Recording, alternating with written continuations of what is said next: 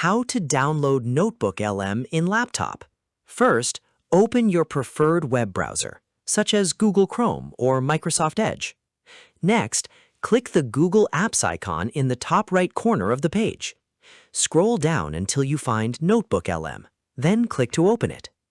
Once Notebooklm is open, click the three-dot menu in the top right corner of your browser.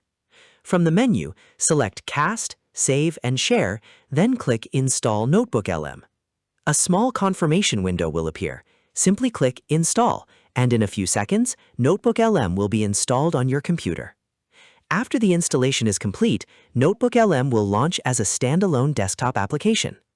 You can also open it anytime from your desktop, Start menu, or by searching for Notebooklm in Windows, just like any other installed app. And that's it. You've successfully installed Notebooklm on your PC without downloading any installer. If you found this tutorial helpful, don't forget to like this video, subscribe to the channel, and hit the bell icon. Thanks for watching.